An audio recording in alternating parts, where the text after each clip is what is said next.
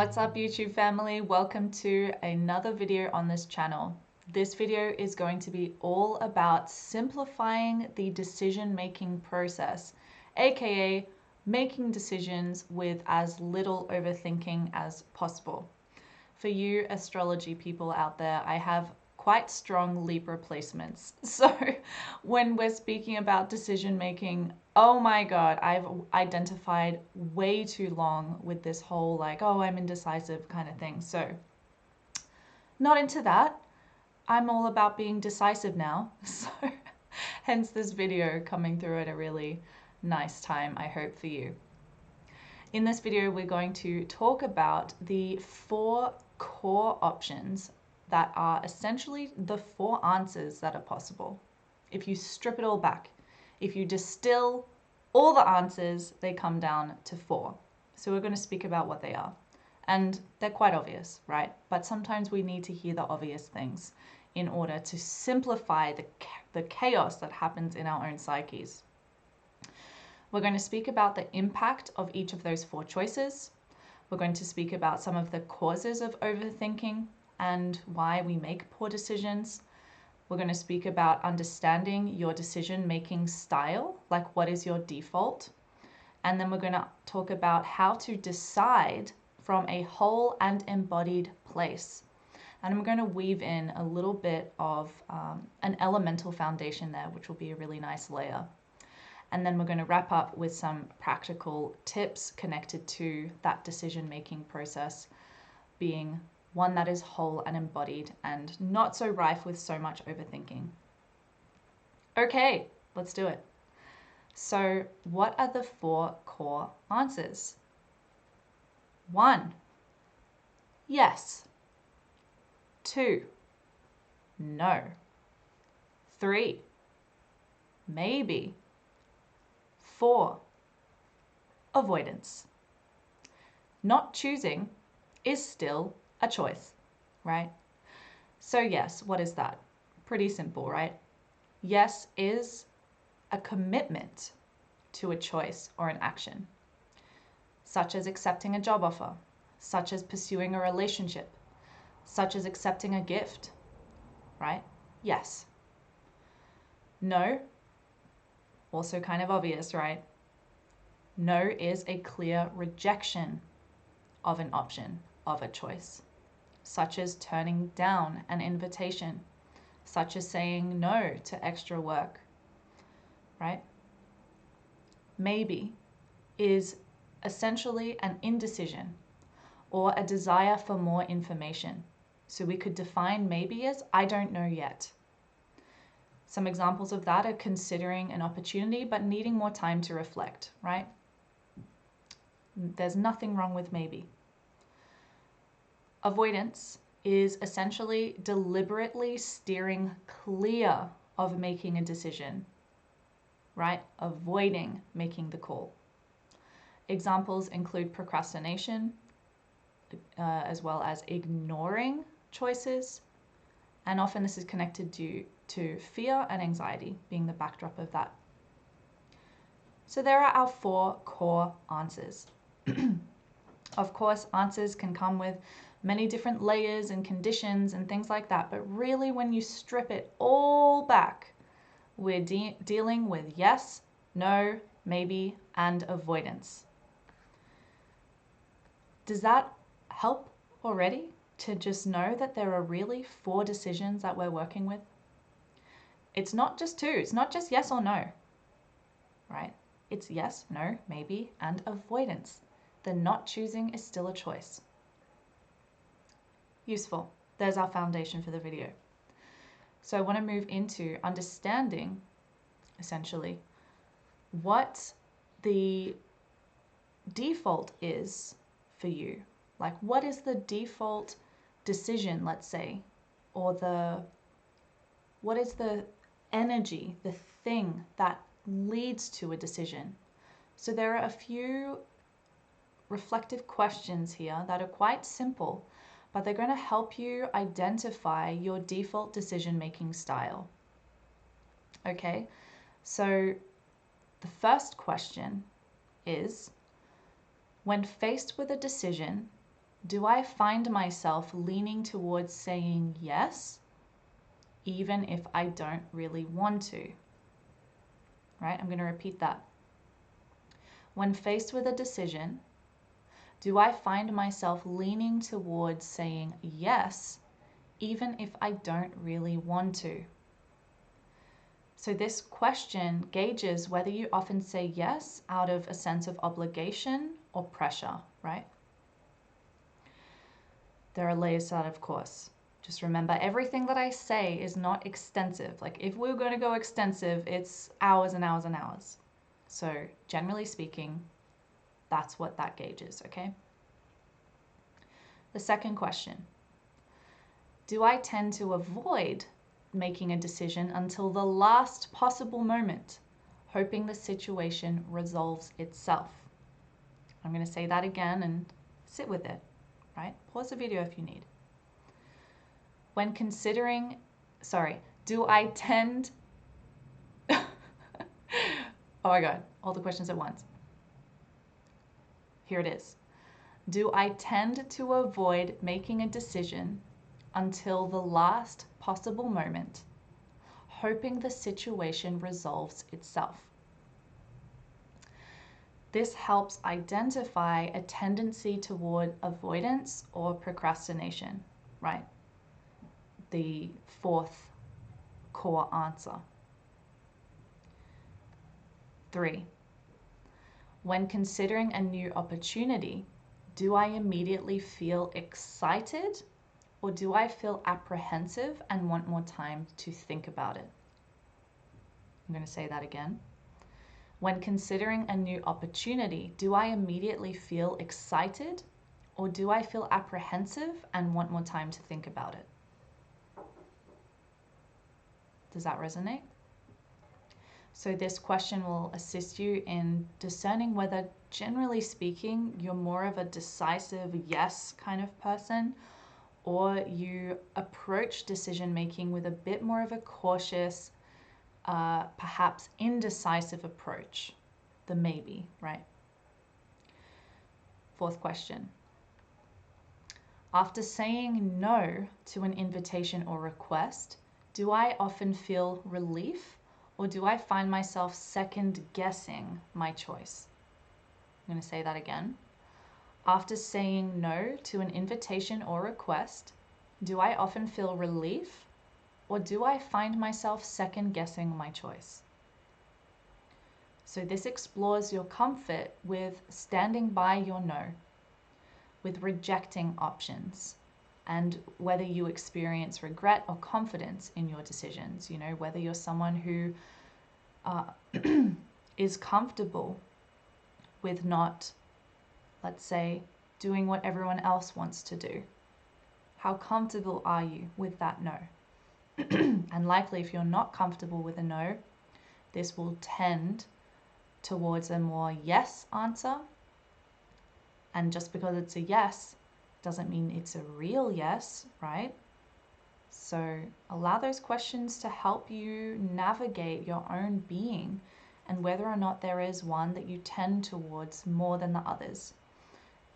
Of course, we're multifaceted beings. It's not this black and white.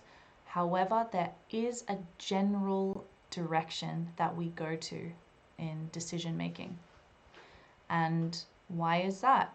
Because we come with specific conditioning, specific traumas, specific cultural programs, right? And they will shape the way that we face decision making. They shape the way that we form a sense of self-esteem or trust that we can be different and still be accepted and loved in our difference, right?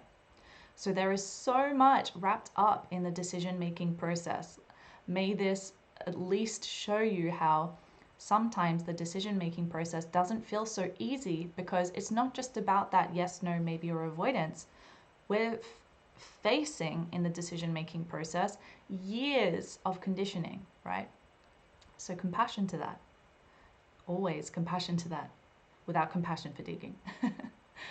So these questions can help you understand your style to lead to ultimately making decisions that feel more whole and embodied and aligned with your true self.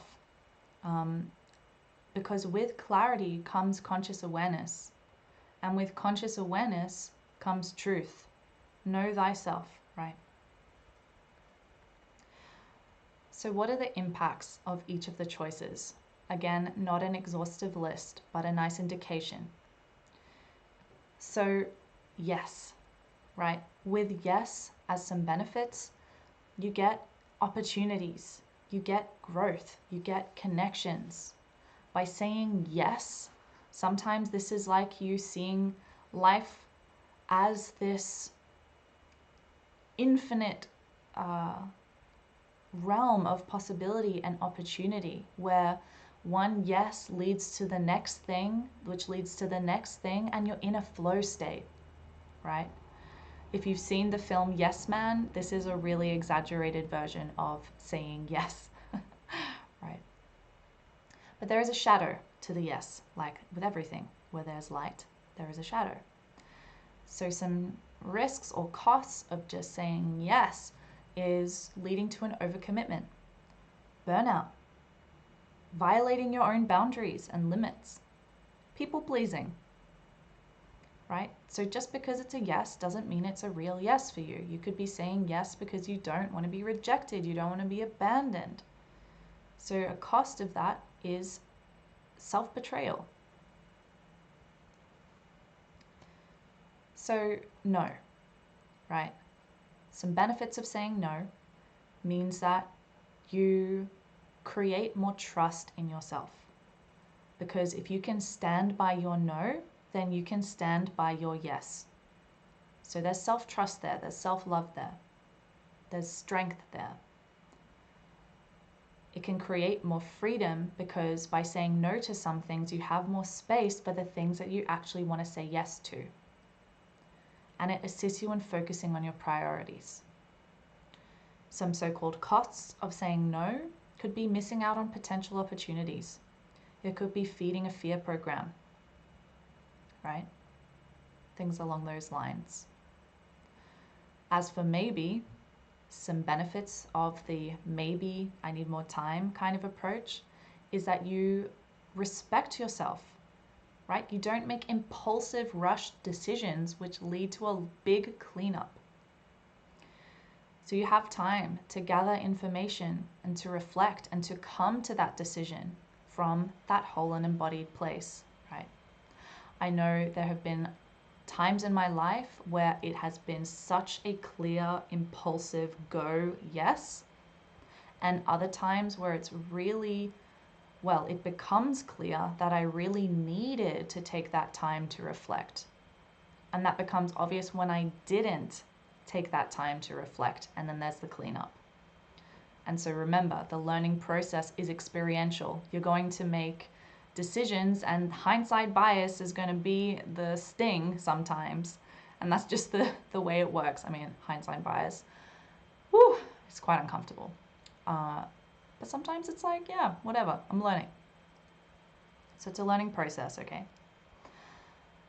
But some so-called costs of the maybe approach is stagnation, right? It's being used as an avoidant mechanism, actually. And that can lead to lost opportunities, lost growth, lost connections.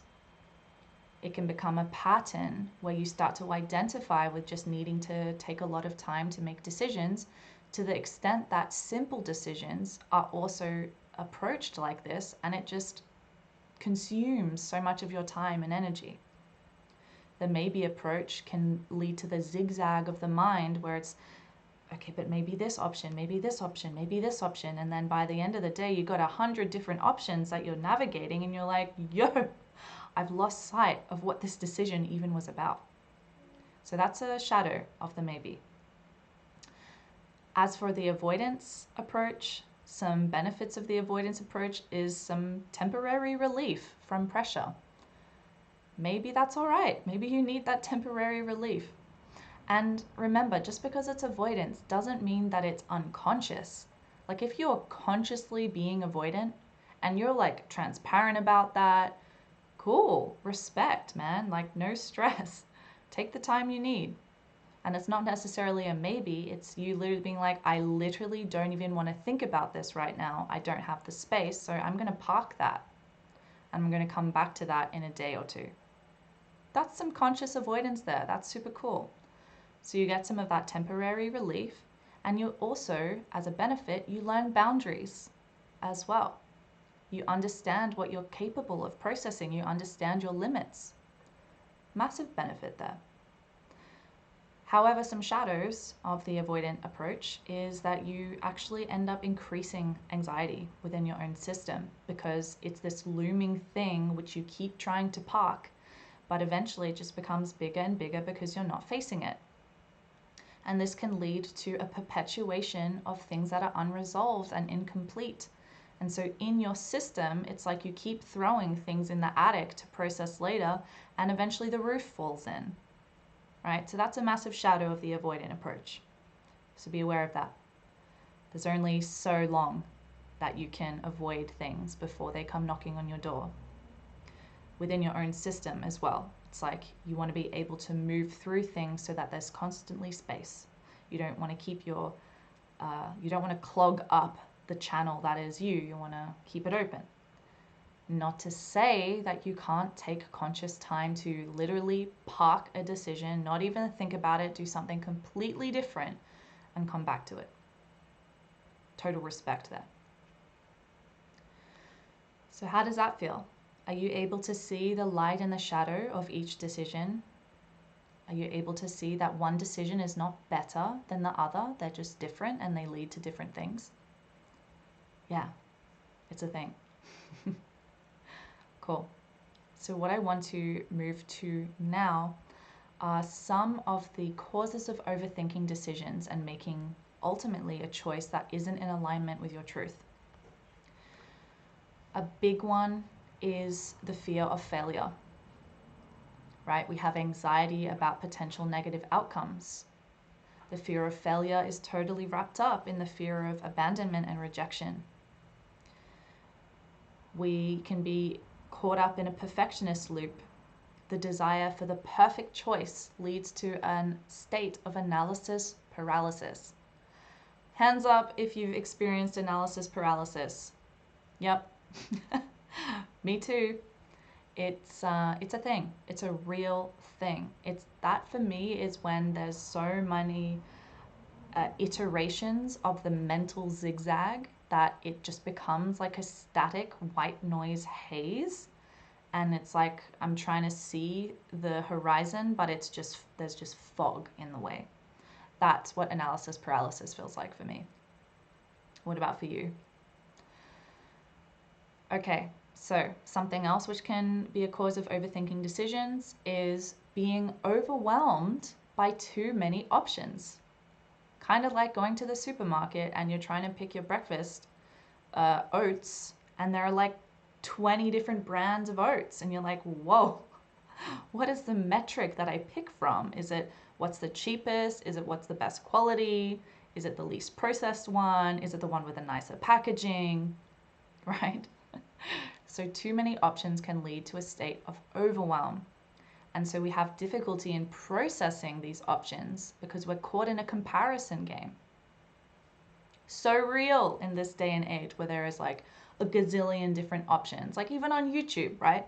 There are how many people posting videos on YouTube? I mean, the fact that you've come onto my channel and you're watching this video is basically a miracle. Like, thank you for being here. I feel so blessed. So I digress. Another cause for overthinking decisions is a lack of confidence, which is tied up in a lack of self-awareness and also a lack of self-esteem, right? Because we're in self-doubt, we're second-guessing ourselves. That becomes a pattern. And that makes it hard to trust our own inner compass, our own inner judgment. And where attention goes, energy follows. So if we're constantly bringing energy to this thought that, oh, maybe it's not right, that becomes something real in our system, right? Imagine that's you putting a stone in that area of your psyche every time you have that thought. Eventually, you got a pyramid of stones over there. It's a thing, right? So you can start taking those stones out by placing your awareness somewhere else.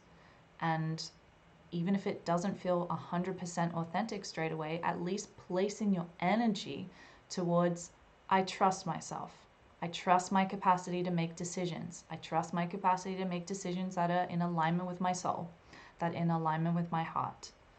And eventually that pathway opens up and calls to you more reasons why you do trust yourself to make decisions in alignment with your heart, right? So something else which can lead to overthinking decisions is having past experiences where a decision led to negative outcomes, undesirable outcomes, right? And this can influence your current decision-making process. If you allow those thoughts to come in, if you allow yourself to dwell in the past, then it's almost like a ball and chain pulling you back from growing your wings in the here and now. Social pressure can also have a non-beneficial influence on making decisions. What does that mean? That means that you're concerned and you're putting energy towards worrying about what other people think about you. And this can cloud your judgment, because instead of choosing an outfit that you love, that you want to wear because it's representing your vibe today, if you allow the thought of, oh, what are they going to think? What are they going to think? What are they going to think? Well, how are you going to make a decision now? You've just leaked your energy in like 20 different places, right? So come back home to yourself, pull it back, right? Imagine roots growing from your feet into the earth, ground in. Come home to yourself. Information overload is very similar to having too many options, but the information overload is like having way too much information even about certain things, which can lead to confusion rather than clarity. I've been on a massive health journey for a number of years now, and at some points it gets so confusing because this belief system or this, what do you call them, like these practices connected to those traditions say this, but that says something that totally then contradicts this. And they've both been around for thousands of years, and it's like, whoa, what do you even believe? And so, we won't go into that too much right now, but the main lesson that I've learned from even just that is that there is no one size fits all. And that's where we take our power back, and we have to take responsibility for learning how this works, how you work. And that's going to be different than someone else, right? So a few more reasons why we start to overthink the decisions here is fear of taking responsibility, which is literally what I just said actually. So this can lead to externalizing blame. This can lead to feeling like a victim, right?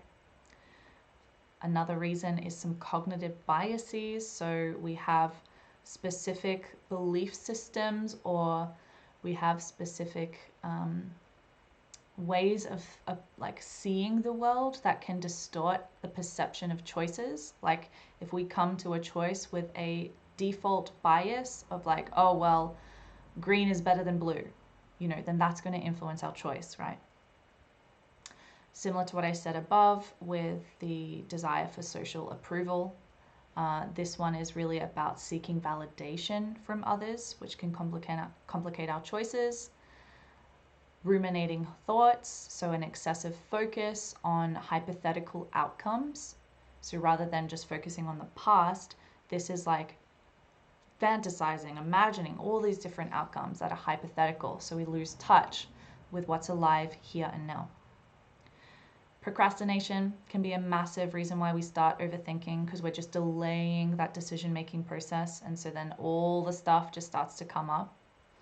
And actually that can lead to a rushed decision, which isn't the right decision for us at that time, as a deadline approaches, for example.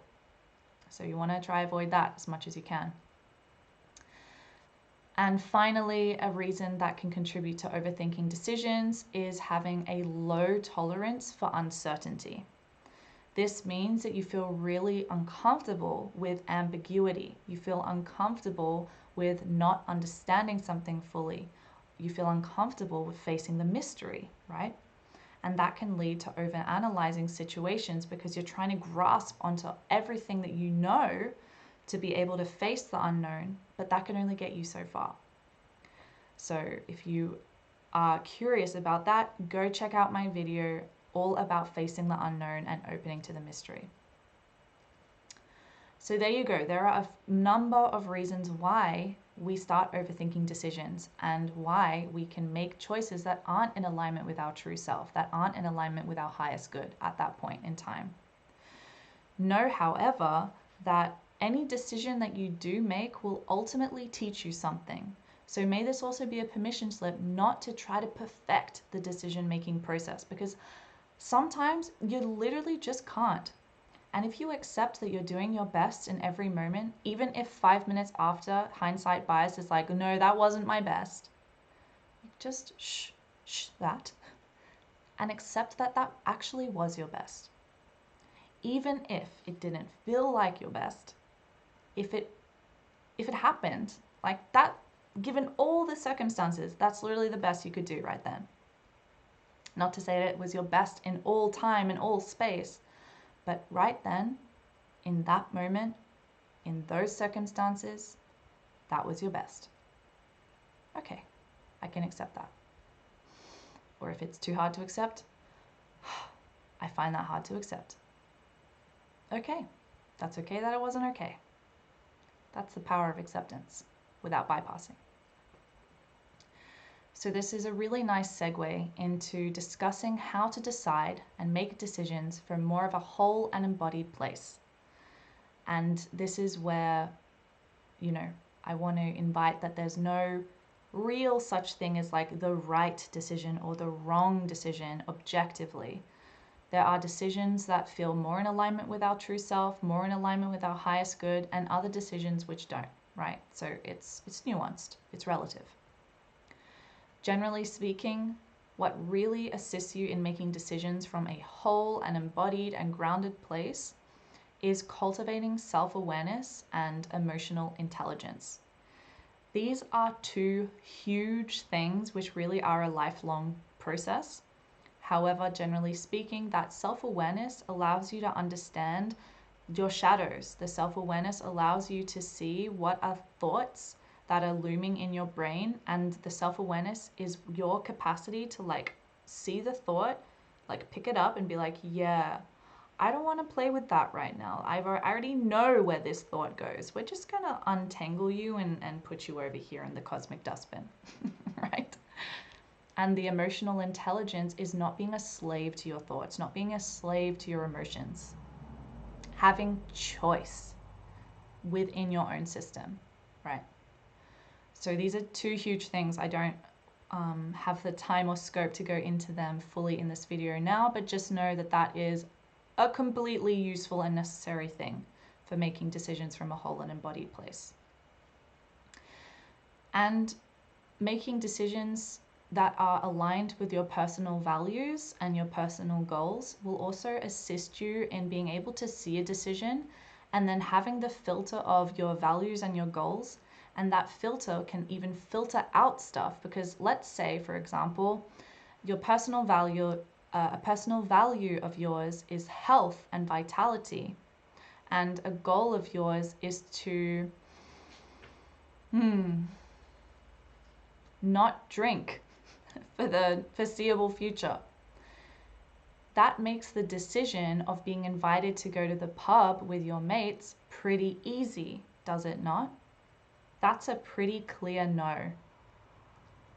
Not meaning that you don't like those people, just meaning that I know what is in alignment with my values and my goals right now. That is not. So that's a no. However, how about we go have a picnic in the park instead? So the no can lead to other options, right? The no doesn't have to just be a full stop. So yeah, that's a key one. And you can take lots of time to identify what your personal values and your goals even are. How often do we actually take the time to do that in this day and age where we're kept very busy? My invitation is for you to see that that is one of the top priorities for you in order to make whole and embodied decisions. Because if you don't know who you are, if you don't know what your values are, then what metric do you have to make a decision from? What is the foundation propping you up? So this is absolutely key. I might in the future have a video more about how to actually start identifying your personal values, but for now just know that that's a thing, and just take the time to start to think about what do you value and what are some of your goals for 3 months time, 1 year, 2 years, and so on, short term and long term. A value could also be like love and intimacy, health, right? Adventure, purpose, fulfillment. So many things there. I digress slightly. You can reflect on past decisions and their outcomes to assist you in being able to face a current decision from a more whole and embodied place. It's not so flimsy then, like you're learning from past experiences, but don't get caught up in that. You know, that can also be a mental zigzag trap. So just, know the dosage of reflecting upon past decision-making processes and their outcomes. And use mindfulness techniques to calm the mind, to calm your body, to enter into the parasympathetic nervous system if you have to face a decision that is maybe a bit bigger than your usual decisions. If you don't know what the parasympathetic nervous system is, this is the rest and digest part of your central nervous system. The sympathetic one is all about the fight, flight, go, action, do the thing. And if we stay in that, we're essentially in a heightened, aroused, stressed state. And that isn't conducive a lot of the time to making whole and embodied decisions, because our scope is narrowed in that state. Like if a lion is starting to chase you, you're not going to be thinking about whether the apples you bought were organic or not, are you? Right? This is like survival mode. And if you haven't noticed, the modern society is pretty much just navigating and working through life in the survival mode. So you consciously taking the time to calm your nervous system, to do deep breathing, to start your meditation practice and commit to it, to do yin yoga in addition to your high intensity workouts, right? These are the things that are going to help you create a tone and a foundation of serenity in your system so that you can face decisions not in a stressed state, but in an equanimous, peaceful state as much as possible. And heck, sometimes you need to make quick decisions in a stressed environment, and that's cool. But being able to practice being in that equanimous, peaceful state will make it easier for you to make those hard decisions in the heat of the moment. So it's still useful. On a more elemental level, grounding this in a little bit, when we think of the element of earth, this is slow medicine. The element of earth teaches us about boundaries. It teaches us about limits. The element of earth teaches us about patience and time, right? And so sometimes we need to recognize that a decision requires some time, or that there are consequences to the decision which will affect what our day-to-day life is. Okay? So having awareness of that is useful in understanding that, for example, in comparison with the element of air, thoughts are fast. Right here in this moment, I can imagine being in Berlin, boom, I'm there. Instant. But that's not how the element of earth works. For me to actually get to Berlin, first and foremost, I need resources for that. Secondly, I need time for that. I need to burn through some fossil fuels for that to hop on a plane, go to the airport, right? There's a whole process that would take me at least 24 hours, minimum. Very different to the element of air. And same with the element of fire, right? They're less dense, they're more fluid, okay? So approaching decision making with an elemental understanding is recognizing that for decisions, we got to understand that we're working with time, we're working with resources, we're working with limitations, Earth. With decision-making processes, we're also working with, let's say with the element of fire, creative energy. We've got a reference point of what actually truly excites you and inspires you, more connected to following your bliss. So approaching decisions, you can see it. Does this actually interest me? Does this actually excite me? Is this actually aligned with my values, with my essence? So this can assist you in prioritizing those decisions, right? And igniting, and whether those decisions ignite your enthusiasm or align with your creative soul fire, your heart fire. With the decision-making process, if we tune into the element of water, okay, very physically speaking, the element of water is so diverse. We've got the big ocean, we've got the lakes, we've got the rivers, we've got water droplets from the sky as rain, sweat, like water is so profound. But that in essence, water is teaching us about adaptability, flexibility. Just like water flows, if you tune into the element of water, you can be open to changing your mind and adjusting your path by tuning in to your emotional body and your intuition to guide you through the process, so that you don't get caught up in the mental zigzag haze. Recognize that you are not just the mind, that there's divine internal guidance, your inner waters, your emotions, your intuition, which can assist you with the decision-making process. So very practically, if you've got a body of water nearby, go hang out in the body of water if you feel that you're really caught up in overthinking, which is more connected to the element of air, right? Be in the water, balance your inner state. And then connecting to the element of air, we can cultivate mental clarity through practices like journaling or meditation, things that assist you in clearing and cleaning the mind. Engaging in open-minded discussions and considering different perspectives can also bring in fresh ideas and insights to deepen your decision-making process, right? Everything in moderation kind of thing though. So too much fire, you're hectic. Too much water, you're drowning. Too much air, you've toppled over. Too much earth, you're buried underground, right? So everything I speak about is not just it's extreme. Like it's all got its own unique balance, let's say, for the ecosystem of you to be working in an optimal way.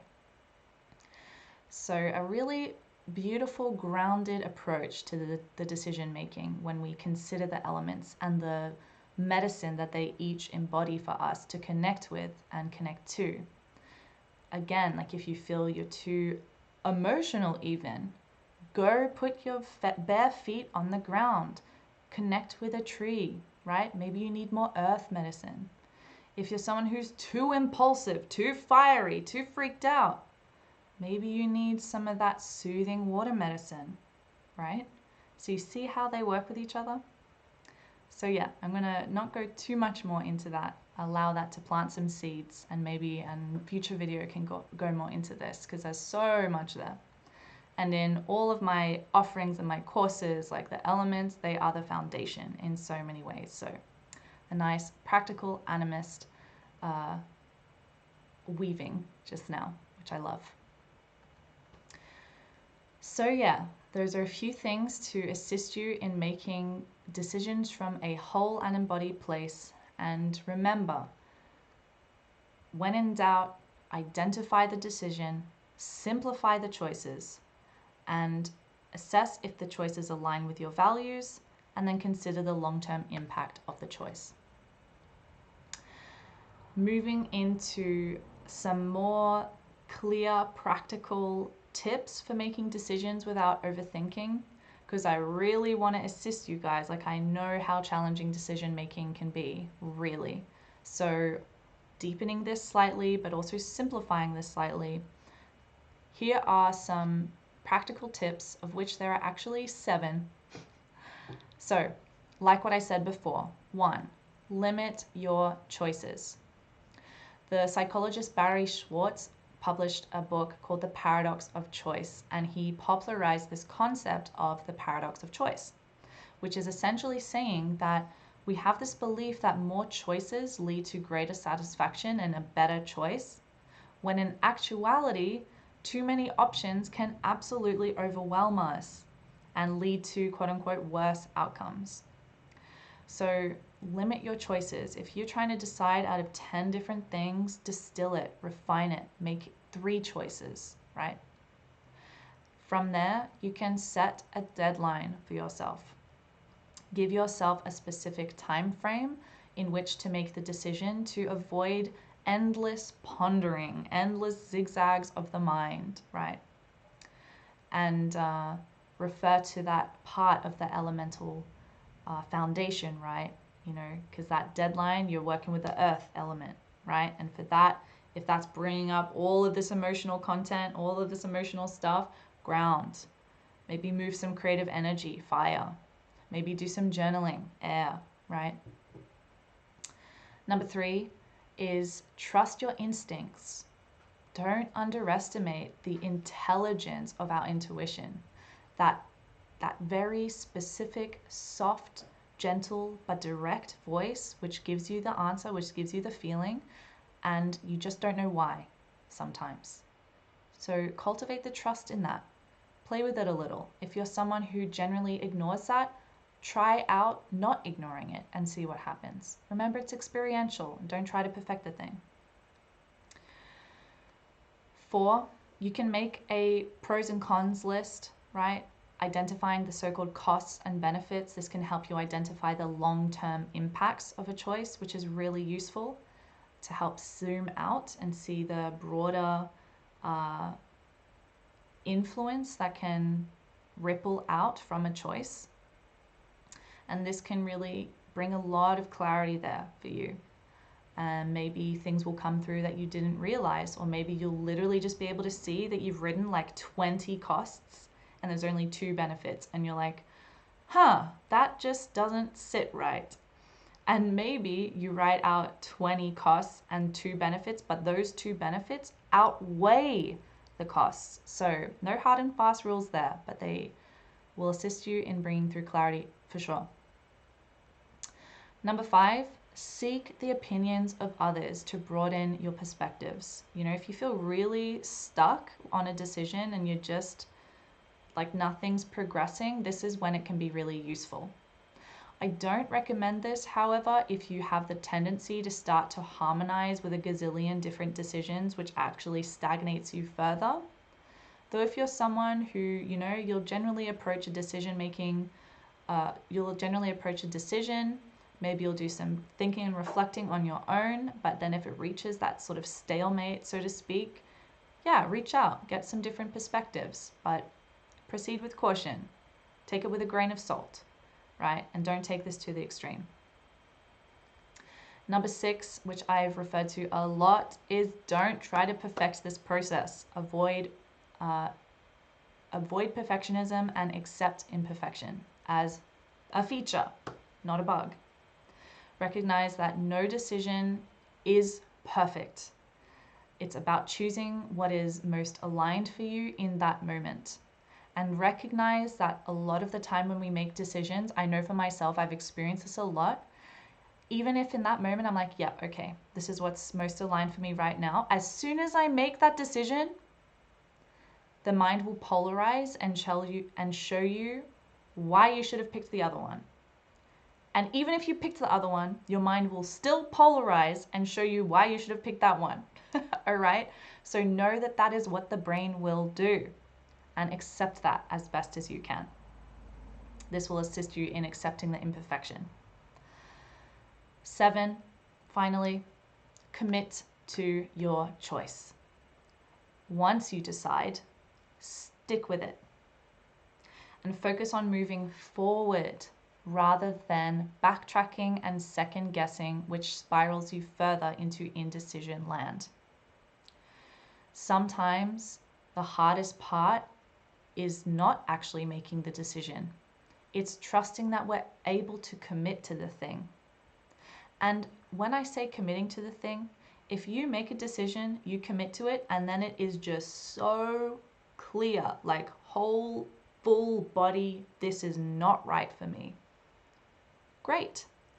You could get to that because you made the decision, you committed to it, and then the next step, so to speak, could come through. So remember that, okay? There's always flexibility. But sometimes there can't be the next step revealed if we don't first make the decision and at least have in our psyche the capacity to commit to the thing. And then let's see what happens after that, right? So those are the 7 practical tips to assist you in making decisions from more of a whole and embodied place without overthinking, and coming home to the fact that really at the end of the day, we're working with yes, no, maybe, and avoidance. And when in doubt, come back to this video, go through these tips again. Remember to stay as grounded as you can, remembering that you are from a holistic framework. You're not just the mind, you're not just your emotions, you're all the things. So take a breath, take it step by step. You got this. All right, that's it for me today. If you liked this video, like the video. Hit the thumbs up below. If you haven't already, subscribe to this channel. There is so much good stuff happening here and a lot more to come. Share this with your people, hit the notification bell, and if you're looking for one-to-one support along your journey of leading from your heart, from your soul, and being a creatively empowered person, regardless of whether you are a so-called artist or not. That's not the point here. Creativity is like your life force. Creativity becomes a superpower that positively benefits every area of your life. Point is, there is one-to-one support available for you here. You can email me to discuss the options that I have for offerings. You can book a free discovery call where we can have a chat in real time to talk about where you're at now, where you'd like to be, and we can see if we're a good fit to work together. So know that options are here, know that support is here, and in the meantime, I wish you well. I'll see you in the next one. Bye.